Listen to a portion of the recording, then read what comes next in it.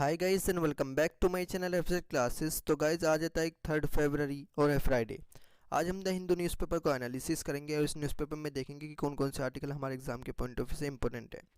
और अगर गाइस आपको इस न्यूज़पेपर का पीडीएफ चाहिए तो आप मेरे टेलीग्राम चैनल भी ज्वाइन कर सकते हैं, एफजेड क्लासेस हिंदू पीडीएफ। वहाँ से आपको डेली बेसिस पर इस न्यूज़पेपर के पीडीएफ मिल जाएंगे। उसका लिंक मैं डिस्क्रिप्शन बॉक्स में डाल दूँगा।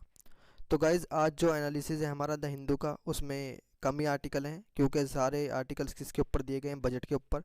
और बजट के ऊपर एक वीडियो कल भी बनी थी, उसे आप जाकर देख सकते हैं। उसमें क्लियरली हाइलाइट्स बजट के बताए गए हैं, वो आप डाल सकते हैं budget union budget FZ classes, वहाँ से आपको वीडियो मिल जाएगी। तो चलिए अब बिना टाइम वेस्ट करे वीडियो को शुरू कर लेते हैं। तो सबसे पहले वीडियो शुरू करने से पहले आपको एक मैप का क्वेश्चन देखना है, जैसे हम डेली बेसिस पर देखते हैं। तो आज आपको मैप में महाराष्ट्र को देखना है, उसके नेबरिंग स्टेट्स को देखना है, उसकी जियोग्राफी को देखना है, और उसमें कौन कौन से माउंटेन्स हैं, उसका क्लाइमेट चेंज कैसा है, उसको आपको सबको देखना है। और फिर हम क्या करेंगे, अभी महाराष्ट्र की पूरी तरीके से डिटेल में इंफॉर्मेशन ले लेंगे इस आर्टिकल के बाद। तो चलिए फर्स्ट आर्टिकल जो हमारे एग्जाम के पॉइंट ऑफ व्यू से इंपॉर्टेंट है वो फर्स्ट पेज पर ही दिया गया है। ये आर्टिकल मोस्ट इंपॉर्टेंट है और काफ़ी दिन से ये न्यूज़ में है। और कब से न्यूज़ में है? जनवरी 25 से। तो ये पहले इशू क्या है, तो इस आर्टिकल में बताया है कि अडानी जी जो है ना, जो अडानी ग्रुप के ओनर हैं, सीईओ हैं, मालिक हैं, वो पार्लियामेंट का सहारा ले रहे हैं। जबकि जो अपोजिशन है वो कह रही है कि हमें जॉइंट पार्लियामेंट्री कमेटी बनानी चाहिए, किस चीज़ को लेकर, अडानी ग्रुप के स्टॉक्स को लेकर। अब ये सारा मुद्दा क्या है, तो इसको लेकर इशू को हम पूरा आज डिटेल में डिस्कस करेंगे। तो एक यूएस बेस्ड कंपनी है हिंडनबर्ग रिसर्च एलएलसी, उसकी एक रिपोर्ट आई 25 जनवरी को 2023 के अंदर। तो उसने क्या कहा कि उसकी 108 पेज की रिपोर्ट देखने को मिली और उस रिपोर्ट के अंदर बताया कि अडानी जी जो हैं वो अपने स्टॉक्स के साथ मल फंक्शंस कर रहे हैं, वो अपने स्टॉक्स को खुद ही खरीद रहे हैं, खुद ही बेच रहे हैं। ये सिर्फ उस रिपोर्ट का कहना है, मैं अपनी तरफ से कुछ नहीं कह रहा। उस रिपोर्ट में ही सब कुछ ये बताया गया है कि अडानी जी क्या कर रहे हैं, ये फ्रॉड कर रहे हैं। और उन्होंने कहा कि ये पूरी कोऑपरेटिव हिस्ट्री का सबसे बड़ा फ्रॉड है जो अडानी जी कर रहे हैं। अब उसके रिस्पॉन्स में अडानी जी ने कहा कि ऐसा कुछ भी नहीं है। आप जो हमारे स्टॉक्स हैं उस पर क्या है, गवर्नमेंट का रेगुलेशंस है। इसको रिस्पॉन्स में कहा, लेकिन हिंडनबर्ग इस चीज़ से पीछे नहीं हटा। हिंडनबर्ग एक रिसर्च है और रिसर्च ऐसी है कि वो कंपनीज़ पर, जो कंपनीज़ जिनके जो गवर्नमेंट के अंडर होती हैं या जो कंपनीज़ बड़ी बड़ी होती हैं, उन कंपनीज़ पर रिसर्च करती है और उनमें देखती है कि इनमें फ्रॉड तो नहीं हो रहा। अब तक जो हिंडनबर्ग रिसर्च है वो 16 कंपनीज़ को एनालिसिस कर चुकी है। और ये जब किसी कंपनी को एनालिसिस करती है हिंडनबर्ग रिसर्च, तो ये क्या करती है, ये पूरी तरीके से उसके शॉर्ट सेलिंग पे, प्राइस पे पैसा लगाती है। शॉर्ट सेलिंग बेसिक क्या होता है, एक तो पर्सन स्टॉक मार्केट जो होती है उसके अंदर क्या होता है, एक पर्सन तो पैसा लगाता है कि उसका स्टॉक क्या हो, प्रॉफिट में आए। लेकिन शॉर्ट सेलिंग क्या होती है, उसकी उल्टी होती है। मतलब अगर किसी कंपनी का पैसा गिरेगा तो आप उस पर क्या होंगे, उसके हिस्सेदार होंगे। तो ये हिंडनबर्ग रिसर्च एक ऐसी कंपनी है यूएस बेस्ड जो कि पैसा लगाती है सिर्फ शॉर्ट सेलिंग पे। तो इसने अडानी के शॉर्ट सेलिंग पे पैसे लगाए, ये नहीं पता कितने पैसे लगाएं। तो उस चीज़ को लेकर बात कही है कि हिंडनबर्ग के द्वारा एक फ्रॉड का केस लगाया गया है अडानी ग्रुप पर और उनसे कहा गया है अगर आप इस चीज़ को नकारते हैं तो आप हमारे क्वेश्चंस का आंसर दे सकते हैं। उस चीज़ को लेकर फिर आपको क्लियरेंस मिल जाएगी। लेकिन हिंडनबर्ग पूरी तरीके से कॉन्फिडेंट है क्योंकि उसने बहुत सारे क्या करे हैं इस चीज़ को लेकर, पूरे के पूरे सबूत पेश कर हैं। और वो 2 साल से कह रही है कि हम अडानी पर क्या कर रहे थे, रिसर्च कर रहे थे। अब हिंडनबर्ग रिसर्च जो है, इसके फाउंडर जो हैं वो हैं नेथन एंडरसन। वो पहले क्या थे, इजराइल में सीए थे, फिर उसके बाद क्या हुए, फिर यूएसए में आए और उसके बाद उन्होंने कंपनी शुरू की हिंडनबर्ग रिसर्च। तो पूरा इशू हमने देख लिया। अब हम देख लेते हैं मैप का क्वेश्चन। मैप का क्वेश्चन आज हमारा क्या है, तो महाराष्ट्र के बारे में हमें डिटेल में जानना है। तो चलिए महाराष्ट्र के बारे में डिटेल में जान लेते हैं। महाराष्ट्र एक अगर देखें तो स्टेट है वेस्टर्न पेनिनसुला रीजन में इंडिया के अंदर, जो एक सब्सटेंशियल पोर्शंस डेक्कन प्लेट को ऑक्यूपाई करे हुए है, मतलब अपने ऑक्यूपाई करे हुए हैं। महाराष्ट्र एक सेकंड मोस्ट पॉपुलस स्टेट है इंडिया के अंदर आफ्टर दी यूपी के बाद सबसे ज़्यादा पॉपुलेशन कहाँ पर है, महाराष्ट्र में। और second most populous country sub division है ग्लोबली। इसकी फॉर्मेशन हुई थी 1 मई 1960 में, जब इसको स्प्लिट किया गया था बिलिंगुअल बॉम्बे स्टेट से। पहले ये क्या था, पूरा बॉम्बे स्टेट था। जो एग्जिस्ट देखने को मिला था इसका 1956 में। इसके अंदर मेजोरिटी मराठी स्पीकिंग महाराष्ट्र और गुजराती स्पीकिंग गुजरात है। महाराष्ट्र एक होम है मराठी पीपल्स का, यहाँ पर मराठी बोली जाती है। प्रोडिवेंट एथनिक लिंग्विस्टिक ग्रुप हैं जो मराठी लैंग्वेज बोलते हैं। ऑफिशियल लैंग्वेज स्टेट की मराठी है। स्टेट डिवाइड है 6 डिवीज़न में और 36 डिस्ट्रिक्ट में। स्टेट की कैपिटल मुंबई है। मोस्ट पॉपुलस अर्बन एरिया पूरे इंडिया के अंदर मुंबई है और नागपुर एक विंटर कैपिटल है इसकी। जो होस्ट है winter session of an state legislature का, विंटर सेशन यहीं पे होता है किसका, स्टेट लेजिस्लेचर जो है महाराष्ट्र की। गोदावरी कृष्णा यहाँ की 2 मेजर रिवर है स्टेट के अंदर, तो आपको गोदावरी कृष्णा क्या रखना है, ये रिवर है और रिवर से यूपीएससी में क्वेश्चन जरूर पूछे जाते हैं। तो गोदावरी रिवर क्या है, मेजर रिवर है महाराष्ट्र की। फॉरेस्ट कवर इसका 16% के लमसम है और स्टेट जियोग्राफिकल एरिया का। अब इसको महाराष्ट्र इसका नाम कैसे मिला, तो मॉडर्न मराठी लैंग्वेज जो महाराष्ट्र प्राकृति से आई है, वर्ड मराठा फिर बाद में इसको मराठास बोला गया और इसको बाद में जैन महाराष्ट्रियन लिटरेचर में रखा गया। टर्म महाराष्ट्र जो है वो महाराष्ट्रियन मराठी एंड मराठा से ड्राइव्ड हुआ है। इसकी कुछ जड़ें हिंदी देखने को मिलेंगी। उसका एग्जैक्ट एथिमोलॉजी अभी क्या है पूरी तरीके से सर्टेन नहीं है।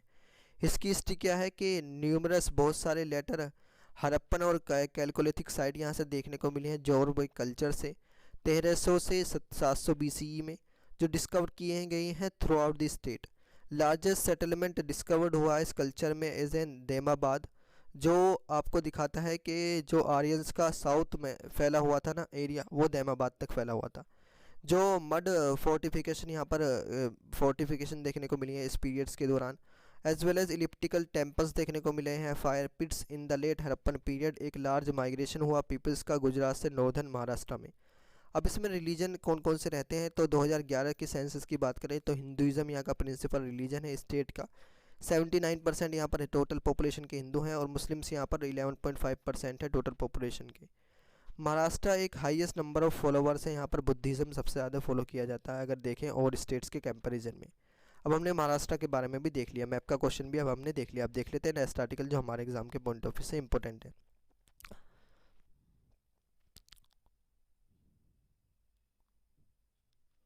हाँ, नेक्स्ट आर्टिकल जो हमारे एग्जाम के पॉइंट ऑफ व्यू से इंपॉर्टेंट है वो 6 पेज पर दिया गया है। यह आर्टिकल भी मोस्ट इंपॉर्टेंट है। मेंस में आप इस आर्टिकल्स के डाटा को यूज़ कर सकते हैं। तो अभी क्या हुआ है, जो पंजाब के प्रिजनर्स हैं ना, पंजाब के जो प्रिजनर हैं, कैदी जो हैं, उनके अंदर जो वो एक्यूज़ देखने को मिले हैं किस चीज़ के लेकर, नारकोटिक्स केस को लेकर। तो सब 42% जो वहाँ पर प्रिजनर हैं वो कन्विक्ट्स उन किस चीज़ को लेकर देखने को मिले हैं, नारकोटिक्स के टैक्स को लेकर, केस को लेकर, क्योंकि उनके अंदर क्या देखने को मिला है, वो ड्रग्स की वजह से पकड़े गए हैं। 42% से भी ज़्यादा जो वहाँ पर प्रिजनर हैं पंजाब के अंदर जेल के अंदर, वो कन्विक्टिव जो हैं वो ऑफेंस किसके अंदर है उनका, नारकोटिक्स ड्रग्स को लेकर और साइकोट्रोपिक सब्सटेंस को लेकर, NDPS को लेकर। एक ग्रेविटी दिखाता है कि किस तरीके से जो ड्रग है उसका रिप्रेजेंटेशन हो रहा है स्टेट में इस येट द स्पॉटलाइट। मतलब अभी तक भी क्या हो रहा है, मॉडर्नाइजेशन में भी नारकोटिक्स केसेस बहुत ज़्यादा देखने को मिल रहे हैं पंजाब के अंदर। तो अब हमने ये भी पढ़ लिया, पंजाब का डाटा भी हमने देख लिया नारकोटिक्स केस को लेकर। अब देख लेते हैं नेक्स्ट आर्टिकल जो हमारे एग्जाम के पॉइंट ऑफ व्यू से इंपॉर्टेंट है। हाँ, नेक्स्ट आर्टिकल जो हमारे एग्जाम के पॉइंट ऑफ व्यू से इंपॉर्टेंट है वो बेसिकली दिया गया है 7th पेज पर, और ये आर्टिकल भी मोस्ट इंपॉर्टेंट है। इस आर्टिकल में बताया गया है कि जो एरो इंडिया 2023 है उसमें LCA तेजस क्या होगा, एक स्टार अट्रैक्शन लेगा इंडियन पवेलियन मीटिंग्स में। तो फुल स्केल LCA तेजस एयरक्राफ्ट जो है वो final operation clearance FOC configuration उसका होगा सेंट्रेटेज ऑफ एन इंडिया पेविलियन जब होगा एयर इंडिया 2023 में। एयर इंडिया जब 2023 में होगा उसमें जो इंडियन पेविलियन है उसके अंदर अट्रैक्शन खींच सकता है LCA तेजस जो है। ये LCA तेजस बेसिकली आपको विमान देखने को मिल जाएगा, एरोप्लेन टाइप में देखने को मिल जाएगा, जो एयरफोर्स स्टेशन यलहंका में होगा, बेंगलुरु के अंदर होगा, फरवरी 13 से 17 के बीच में। मिनिस्ट्री ऑफ डिफेंस ने थर्सडे के अंदर क्या है कि 14 एडिशन जो है एरो इंडियन का वो सेपरेट देखने को मिल जाएगा इंडियन पेविलियन से, जो बेस्ड है फिक्स्ड विंग्स प्लेटफॉर्म पर। किस चीज़ पर बेस्ड है, फिक्स्ड विंग प्लेटफॉर्म में, जिसकी वो थीम है वो दिखाता है कि इंडिया की ग्रोथ कैसे हो रही है फिक्स्ड विंग एरिया में। जो इसका फिक्स्ड विंग प्लेटफॉर्म है ये दिखाता है कि किस तरीके से इंडिया की ग्रोथ हो रही है फिक्स्ड विंग एरिया में, और फ्यूचर्स प्रोस्पेक्टिव्स दिखाता है इस चीज़ को लेकर। इंडियन पेविलियन एक फर्दर शोकेस है इंडिया के डेवलपिंग इकोसिस्टम का फिक्स विंग प्लेटफॉर्म को लेकर। LCA तेजस एक सिंगल अगर देखें engine light weight highly agile multi role supersonic fighter देखने को मिल जाएगा। ये एक quadruplex digital fly by wire fly flight control system है, FCS है, associated advance flight control laws है इसके अंदर। तो अब हमने LCA तेजस के बारे में भी देख लिया। अब देख लेते हैं नेक्स्ट आर्टिकल जो हमारे एग्जाम के पॉइंट ऑफ व्यू से इंपॉर्टेंट है। हाँ, नेक्स्ट आर्टिकल जो हमारे एग्जाम के पॉइंट ऑफ व्यू से इंपॉर्टेंट है वो बेसिकली एडिटोरियल है, और ये एडिटोरियल भी बहुत इंपॉर्टेंट है। इस एडिटोरियल में बताया है कि इंडिया को किस तरीके से अपनी एशियन कंट्रीज़ जो हैं, मतलब south Asian countries, east Asian countries, उनके साथ किस तरीके से इकोनॉमिक सेंस बनाना चाहिए। तो South Asia should now have an relook at a regional trade, मतलब साउथ एशिया को क्या देखना चाहिए, जो हमारे इंडोनेशिया हो गया, मलेशिया हो गया, बुन्नी होगा, श्रीलंका हो गया, उनको ट्रेड के बारे में सोचना चाहिए एशिया के अंदर। Warning by the international monetary fund, जो कि वार्निंग आई है इंटरनेशनल मॉनेटरी फंड के द्वारा जनवरी 31, 2023 में। ग्लोबल ट्रेड जो है वो स्लो देखने को मिला है 5.4% से 2022 की बात करें, जो 2.4% 2023 में देखने को मिला है। मतलब जो IMF की अभी रिपोर्ट आई है ना, उसके अंदर दिखाया है कि जो ग्लोबल ट्रेड है साउथ एशिया से, वो क्या हो सकता है, कम हो सकता है। 2023 में 2.4% हो सकता है 5.4% से 2022 में। ये फोरकास्ट करता है। Optimistics within polycrisis risk यहाँ पर देखने को मिल सकते हैं, जैसे रशिया यूक्रेन वॉर की वजह से देखने को मिल सकता है, और डिकपलिंग ग्लोबल सप्लाई चेन्स की वजह से, और tackling variants of covid virus की वजह से। रिसेंट पब्लिश पेपर जो IMF बुक का है वो साउथ एशिया पाथ को दिखाता है रिसाइलेंट और ग्रोथ, और आर्ग्यू करता है इस चीज़ को लेकर कि स्ट्रॉन्ग बेस होना चाहिए साउथ एशिया ट्रेडिंग को लेकर। Dynamic east Asia trade gathered पेश होना चाहिए, मतलब उसके अंदर फास्टेस्ट देखने को मिले, जो लिंक हो इंडियाज़ के ट्रेड रियलाइन से टुवर्ड ईस्ट इंडिया, जो हम चलाते हैं ईस्ट एशिया पॉलिसी, लोकेस्ट पॉलिसी या फिर एक्ट ईस्ट पॉलिसी, इसके अंदर लिंक होनी चाहिए ये सब चीज़ें। और साउथ एशिया अडॉप्ट करे रिफॉर्म्स और China offshore global supply chains to Asia, मतलब क्या करें, साउथ एशिया रिफॉर्म्स को अडॉप्ट करे और चाइना को इस चीज़ में पीछे कर दे कि चाइना क्या कर रहा है, पूरी तरीके से साउथ एशिया में पूरी तरीके से क्या कर रहा है, जो अपने पाँव फंसा हुआ देखने को मिल रहा है। अब टैक्स रिफॉर्म के साथ कुछ स्टेप्स लेने चाहिए इंडिया को। First, regional trade integration Asia के अंदर वो अनकरेज कर सकता है ग्रेजुअली, जब हम बैरियर्स को हटाएंगे गुड्स एंड सर्विस ट्रेड्स पर। इंपोर्ट टैरिफ्स और नॉन टैरिफ्स मेजर्स को हटाया जाएगा। Several south Asian economics 2008 global financial crisis की वजह से, और नेवर हमने उसको फिर रिवाइज भी नहीं करा, जिस चीज़ को लेकर बात की गई है। अब RCEP के मेंबरशिप की बात करें तो but the devil in the detail, south Asia economics को इम्प्रूव करने चाहिए, अपने टैरिफ प्रेफरेंसेस को लेकर बेटर प्रिपेयरिंग बिजनेस बनाना चाहिए, नेविगेटिंग करना चाहिए, complex rule of origin FTA free trade agreement करना चाहिए, जिसमें इशू ग्लोबल सप्लाई को लेकर उठें, ग्लोबल सप्लाई चेन को लेकर उठेंगे, FTA को लेकर। इंडिया को ऑप्ट करना चाहिए RCEP नवंबर 2019 के अंदर जो हुआ था, और डोर को खोलना चाहिए किस चीज़ को लेकर, जॉइंट एग्रीमेंट करनी चाहिए साउथ एशिया के लिए। और RCEP को rest of the south Asia भी इंसेंटिवाइज और ज्वाइन करना चाहिए इंडिया को लेकर, जो ट्रेड डाइवर्जेंस इफेक्ट्स को लेकर सफरिंग देखने को मिल रही है। इस चीज़ को लेकर इंडिया को काम करना चाहिए किस चीज़ को लेकर, BIMSTEC के साथ, जो trade focus bay of Bengal initiative है, multi sectoral technical and economic cooperation है, उसको फैसिलिटेट करना चाहिए, उसके साथ स्ट्रॉन्ग ट्रेड करने चाहिए। इंटरेस्ट ऑफ स्मॉलर मेंबर को इंटरेस्ट लेना चाहिए, और South Asian association for regional SAARC की इंडिया को एक BIMSTEC को साउथ एशिया और साउथ एशियन कोऑपरेशन BIMSTEC को एक बेटर रिसोर्सेज की ज़रूरत है, और सेक्रेटरीट में जो लॉन्ग रनिंग BIMSTEC FTA को लेकर बात करता है। अब हमने ये आर्टिकल भी देख लिया। अब देख लेते हैं नेक्स्ट आर्टिकल जो हमारे एग्जाम के पॉइंट ऑफ व्यू से इंपॉर्टेंट है। हाँ, नेक्स्ट आर्टिकल जो हमारे एग्जाम के पॉइंट ऑफ व्यू से इंपॉर्टेंट है वो इस पिक्चर में दिया गया है, ये भी बहुत इंपॉर्टेंट है। इस पिक्चर में हमें एक चीज़ पढ़नी है, वो है राइनो के बारे में। तो चलिए राइनो के बारे में जान लेते हैं। इस पिक्चर में बात करी गई है इंडियन राइनो की या वन ऑन राइनो की।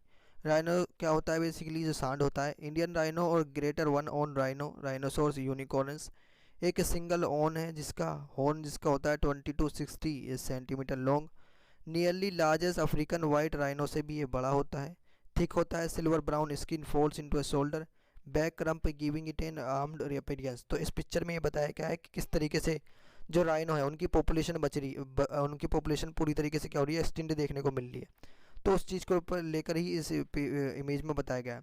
अब सबसे ज़्यादा राइनो की पोचिंग क्यों होती है? तो पोचिंग होती है राइनो की, और स्मगलिंग क्यों होती है और ट्रेड क्यों होता है? तो ये होता है उनकी हॉर्न की वजह से, क्योंकि उनका हॉर्न जो है ना वो बहुत इंपॉर्टेंट है, वो ज्वेलरी मेकिंग में बहुत ज़्यादा यूज़ होता है। तो राइनोसोर्स का जो हॉर्न है वो सबक्यूटस टिश्यू से बनता है, मेड ऑफ जो केराटिनस मिनरलाइज कंपार्टमेंट से बनता है। हॉर्न्स की रूट हैं जर्मिनेटिव लेयर्स में। राइनोसोर्स हॉर्न्स यूज़ होता है ट्रेडिशनल मेडिसिन्स में भी, ये बहुत ज़्यादा यूज़ होता है पार्ट ऑफ एशिया में। और डैगर हैंडल्स इन यमन में, ओमान में यूज़ होता है। एस्मॉन्ड ब्रैडलिस मार्टिन ने रिपोर्ट किया था trade for dagger handles in Yemen.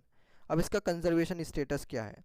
तो according to World Wide Fund for Nature, conservation of African rhinoceros as consumer of large amount of vegetarian is crucial, ये crucial है।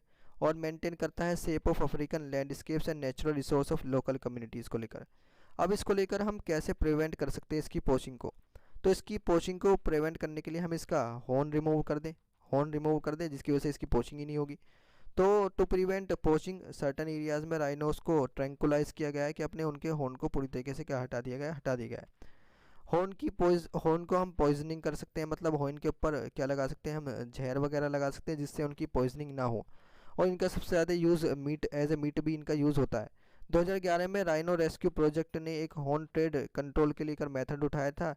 इसने horn of living rhinos with in mixture of pink dye, इसने उनके जो horn है उस पर pink dye कर दी। एंड एक्रिसिडेट जो टिक्स किल करता है टिक्स को, टू किल टिक्स, जो शेफ और हाइनोस का देखने को मिलेगा, और वो टॉक्सिस देखने को मिलेगा ह्यूमंस को लेकर, मतलब कोई भी इसकी पोजिंग करना आएगा तो उसको लेकर क्या हो जाएगा, उसको टॉक्सिकनेस का सामना करना पड़ेगा। अभी आर्टिकल भी देख लिया और कंजर्वेशन स्टेटस भी देख लिया राइनोस का। अब देख लेते हैं नेक्स्ट आर्टिकल जो हमारे एग्जाम के पॉइंट ऑफ व्यू से इंपॉर्टेंट है। हाँ, नेक्स्ट आर्टिकल जो हमारे एग्जाम के पॉइंट ऑफ व्यू से इंपॉर्टेंट है, ये 13 पेज पर दिया गया है। ये आर्टिकल है बजट को लेकर। तो अभी क्या कहा गया है, एमजी नरेगा के अंदर क्या देखने को मिला है, बजट के फंड जो होंगे वो ऐड एमजी नरेगा में नहीं होंगे। Mahatma Gandhi national rural employment guarantee जो स्कीम है उसको लेकर कंसर्न देखने को मिला है, लेकिन जो हमारे यूनियन फाइनेंस सेक्रेटरी हैं टीवी और सोमानंथन, उन्होंने कहा है कि ये कोई भी कंसर्न नहीं है इस चीज़ को लेकर कि 2023-24 में allocations for Mahatma Gandhi rural जो एम्प्लॉयमेंट गारंटी स्कीम है वो स्ट्रेच करती है इकोनॉमी को, was in a better shape, वो इससे क्या होगा उसको बेटर शेप मिलेगी। और यूनियन बजट में प्रीजेंट किया गया, इसको वेडनेसडे के अंदर लोकेट किए गए इसके अंदर 60,000 crore for the MG NREGA in 2023-24। लेकिन ये 18% क्या है कम देखने को मिलेंगे below the current years budget estimates, and almost 33% lower देखने को मिलेंगे जो रिवाइज एस्टिमेट्स लगाया गया था। 89,000 करोड़ का रिवाइज एस्टिमेट लगाया गया था, लेकिन उससे ज़्यादा ही कम देखने को मिलेंगे। तो ये एमजी नरेगा को लेकर कंसर्न बताया गया है। अब देख लेते हैं नेक्स्ट आर्टिकल जो हमारे एग्जाम के पॉइंट ऑफ व्यू से इंपॉर्टेंट है। हाँ, नेक्स्ट आर्टिकल जो हमारे एग्जाम के पॉइंट ऑफ व्यू से इंपॉर्टेंट है वो 14 पेज पर दिया गया है। ये आर्टिकल मोस्ट इंपॉर्टेंट है। इस आर्टिकल में हमें दो चीज़ पढ़नी है, एक तो पढ़ना है साइट्स के बारे में और एक पढ़ना है रेड सैंडल्स के बारे में, मतलब चंदन की लकड़ी के बारे में। तो अभी साइंस ने एक डाटाबेस को रिलीज़ किया, उसमें कहा है कि रेड सैंडल्स का पूरी तरीके से क्या हो रही है, उनकी स्मगलिंग हो रही है। तो साइट्स जो ट्रेड डाटाबेस उसने रिकॉर्ड किया है 28 incidents of red sandals confiscations पर सीजर्स और specimens from the wild being exported from the India. एक फैक्ट शीट प्रिपेयर की गई है ट्रैफिक्स के द्वारा। एक global wild life traffic trade monitoring organisation है, जो ट्रैफिक है वो एक global wild life trade monitoring organisation है। और उसने रिवील्ड किया है CITES convention on international trade in endanger species of wild fauna and flora, एक इंटरनेशनल एग्रीमेंट है गवर्नमेंट्स के बीच में जो जिसका टारगेट है कि इंश्योर करता है वो इंटरनेशनल ट्रेड जो हो रहे हैं वाइल्ड एनिमल्स के, प्लांट्स के, और उससे सर्वाइवल जो स्पीसीज है वो थ्रेटेंस देखने को मिला है। इस कंसाइनमेंट्स में एक्सपोर्ट किया गया है कि जो चाइना को ये कितनी एक्सपोर्ट हो रही है 53.5%, हांगकॉन्ग को 25%, सिंगापुर को 17.8% एंड यूएस को 3.5%। 2016 से और 2020 का ये डाटा दिखाया गया है। और फैक्ट शीट्स में कहा क्या है कि रेड सैंडल्स जो है जिसका साइंटिफिक नेम है प्लेंटोरोकस सैंथेलमस, ये एक रेड सैंडल्स एक एंडेमिक ट्री स्पीसीज देखने को मिल जाएगा। तो साइट्स के अंदर क्या बताया गया है कि एक एंडेंजर्स ट्री स्पीसीज देखने को मिल जाएगा। साइट्स बेसिकली क्या है, ये एक इंटरनेशनल ऑर्गेनाइजेशन है, convention on international trade in endanger species of wild flora and fauna. तो किसी फ्लोरा एंड फौना के अंदर जो भी क्या देखने को मिलता है, एंडेंजर स्पीसीज देखने को मिलती है, उनका स्टेटस ये बताता है। और रेड सैंडल क्या है, एक चंदन की लकड़ी है। और इस चंदन की लकड़ी को हम यूज़ कर सकते हैं मेडिसिनल पर्पज़ के लिए, बहुत ज़्यादा यूज़ होती है, और टिम्बर लकड़ी के लिए तो ये बहुत ही ज़्यादा यूज़ होती है। तो अभी हमने ये आर्टिकल भी जान लिया। इसके नोट्स आपको किस में मिल जाएंगे, मेरे एफजेड क्लासेस हिंदू पीडीएफ में आपको, और टेलीग्राम पर इसके नोट्स मिल जाएंगे। अब देख लेते हैं नेक्स्ट आर्टिकल जो हमारे एग्जाम के पॉइंट ऑफ व्यू से इंपॉर्टेंट है। तो गाइज़ आज यही आर्टिकल थे जो हमारे एग्जाम के पॉइंट ऑफ व्यू से इंपॉर्टेंट थे। वीडियो अच्छी लगे तो वीडियो को लाइक करें एंड चैनल को सब्सक्राइब करें और उसे अपने फ्रेंड सर्कल में जरूर शेयर करें। तो चलिए मिलते हैं नेक्स्ट वीडियो में, तब तक के लिए थैंक यू, जय Hind and never give up.